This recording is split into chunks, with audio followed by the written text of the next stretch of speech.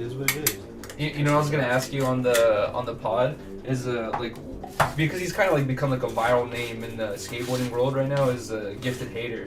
I ask you like, what do you think about? Have you like watched any of his videos? Yeah, I watched a couple of videos. I mean, that shit is funny. Like, you know what I'm saying? You ain't tried me yet. But I've seen him. Like, I've seen him in person. But it's like, at the end of the day, it's like, he's like, you know, he's doing what he's doing. Like, he does. I think he can't skate better than me if he was to say something. That's true. At the end of the day, it's like it's all love. Like, I like his videos. I think that's just really funny. And it's actually cool that he drops videos because he can actually skate. Yeah, so, like, that's true. That shit is dope. Like, I fuck with it. Like, you know what I'm saying? Like, I feel like people that speak their mind. Like, you know what I'm saying? Like, at the end of the day, it's like, he's not doing nothing that's harmful in real life. Like, you feel me?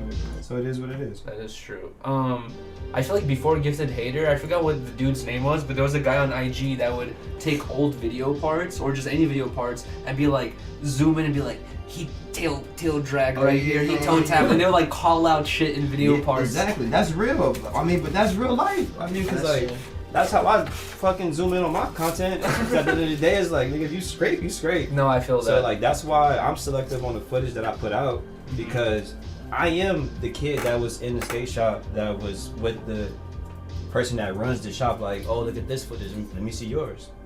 It's like, oh, that trick was da da da. And then also, there's times when they break the tricks down. It's like, oh, I flew fucking hand scrape.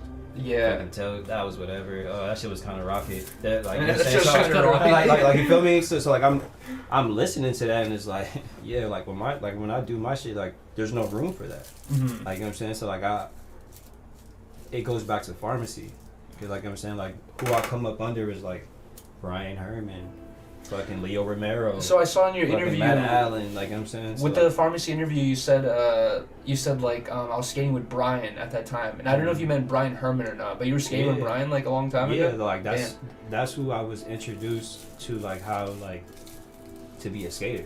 He has that like swag on a board that like I feel like you have as well. You know what I mean? Like that similar swag. I just thought about it right now. I was like, that makes perfect sense. That, why like, that's my big homie. Dude.